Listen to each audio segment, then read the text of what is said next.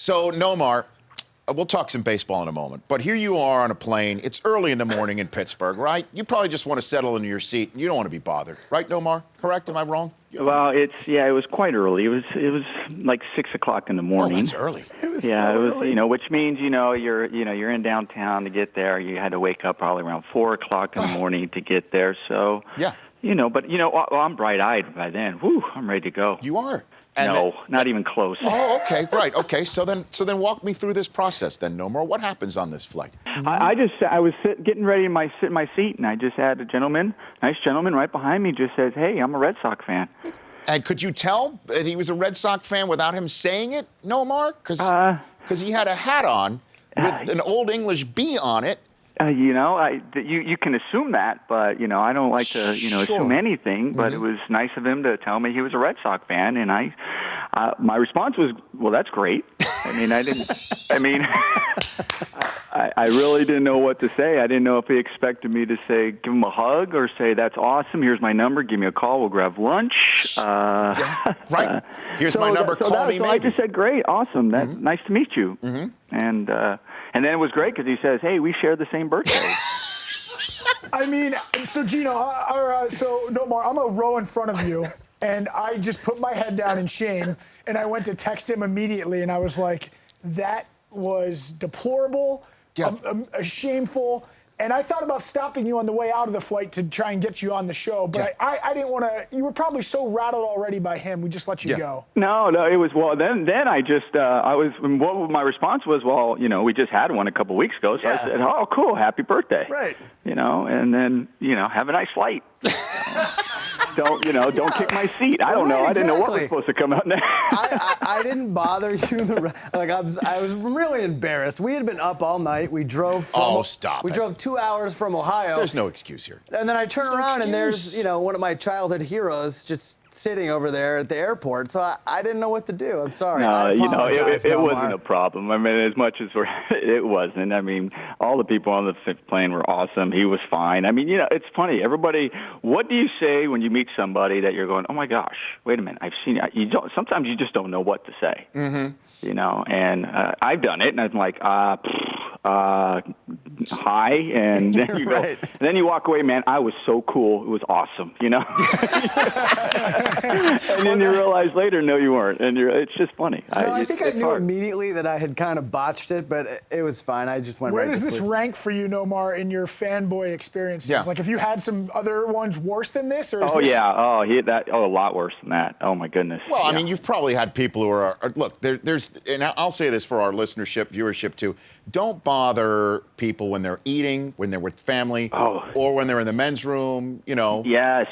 Don't. In the men's room, and they want to shake your hand while you're like, not a good time. No, sorry, can't. No. Hey, oh my gosh, you know who you are? I'm going to the bathroom. That's who I am at this moment. I'm trying to just go. But normally, when somebody says, Nomar, hey, I'm a big fan, and we share the same birthday. Normally, they're trying to ask you out on a date. Normally, that's what it sounds like, Brockman. No, are these your go-to moves in every shape, Chris? Let's walk this out with Nomar on the phone. No, so are you comparing this to like Jerry Seinfeld and Keith Hernandez? I am exactly comparing it to that. Yeah. Yes, like, hey, Nomar, do you need help moving? Because Brockman will help you move. Well, that's good to know. He will, seriously. If you and Mia need to move somewhere, he'll help you on that front. Oh, well, that's great. Can always use an extra hand, that's for sure.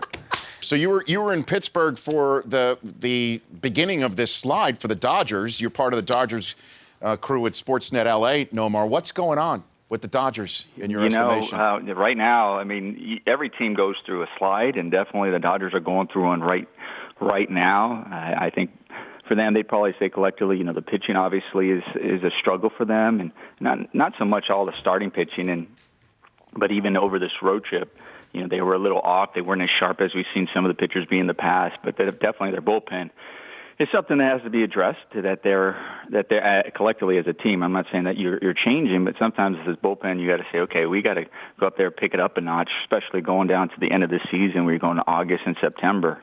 Because that's, I think, when you look at some of the games that they lost, or some of the games where they were ahead early, the the Pirates really seem to take it on the bullpen. My goodness, just watching the last couple of games and what they did. Wow. Jim Johnson has been an unmitigated disaster since he's put on the Dodger blue. It's been brutal. Yeah, and sometimes going to a new team, that could happen, and hopefully maybe that's it. The fact that he's just pressing a little bit too much, trying to impress, saying, okay, I know I was traded for. You put it on a new uniform, a new team that's in contention, and you're thinking, I really got to show them. I got to prove that I was worth it. And you have a tendency to press and try to do too much. I mean, because when I watch Jim Johnson, I don't see the velocity changing. It's a little bit different if you're going, wow, his velocity has changed. Is something wrong? Is something physically? Did he just lose it? And there are times when I watch him and I see some of the movement on his pitches. I'm like, my goodness, that is incredible. Like it's like in the backyard, somebody throwing a wiffle ball at you. I'm like, wow. I'm like, yeah, so you see it, you know it's there, you see what the success he's had in the past. So you understand it when you watch it. Like, that's why he's been so successful. Now it's just maybe it's just something mental for him to say, okay, you know what? I don't need to press. I know I'm good enough. I've done it in the past. I'm over here for a reason. I have a chance to really get to the postseason here, help a team, and just go back and be himself. Don't worry about having to impress anybody. Go out there and notice the pitches you're throwing. Go back, look at video. And it's interesting is even the other day when it kind of snowballed, he gets the bases loaded, and he throws a nasty pitch and jams a guy. And that would have been for the third out, but it's a hit. I mean, it goes in that middle of nowhere. It's like a swinging bunt, so the third baseman can't field it.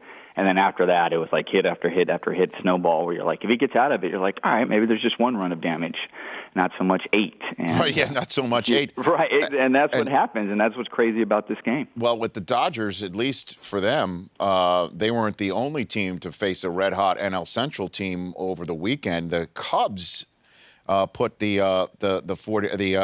I knew I'd do that. The Giants, San Francisco Giants, they lost all 4. And so the Dodgers still have a 2.5-game lead in the NL West. Nomar, who's the best team that you've seen this year? The best team well, gosh, darn, that's a good question. So I only ask those. Yeah, unlike Brockman. There you go. Yeah. I'll tell you, the Mets have the best pitching I've seen this year. Okay. Their pitching has been outstanding, and now they made some changes at the deadline to try to improve that offense. I'll tell you the one thing about the Mets. It seemed like even when the Dodgers were there, they made a trade, and I know it's like, well, they got Juan Uribe, and then they got Kelly Johnson from the Braves.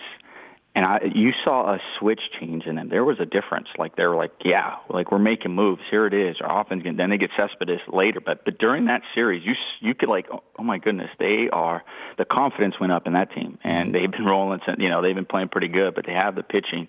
They're one of the best teams as far as from the pitching standpoint that I've seen. The Pirates were impressive as far as what I liked is that they don't give up. That lineup, that offense, they believe that they're going to win even in a tight ball game. Like if it's close and it's going late in the game, they seem to have that demeanor, that we're going to win. The team that I've seen have that in the past was the Giants. When they won their World Series, they have that demeanor definitely. When it gets close, like, yeah, we're winning this game. This is our game. Pirates have that right now.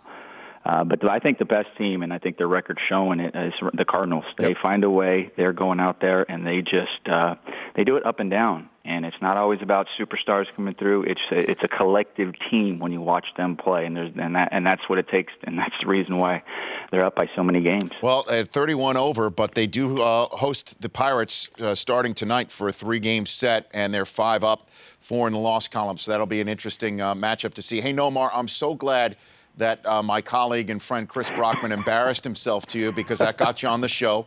Please come in the next time, because I don't know if you're aware, one of the guys on my show has the same birthday as you. So you know what? That's great. I mean, it's always good to meet fans. It was awesome. You shouldn't be embarrassed. That was great. No, he should. No, it would have been embarrassing had I done your batting stance routine in the middle of the aisle. You were close, though, That weren't would have you? been embarrassing. Yeah, that one I might have asked to change my seat. Yeah. He did talk about that before approaching you to me, though. Oh. No. I merely said I could do it, not that I was going to. Okay. Thanks, Nomar. Appreciate it. Thanks, guys. Have a good one. You got it. At Nomar5 on Twitter. The Rich Eisen Show, weekdays at noon Eastern. On Audience.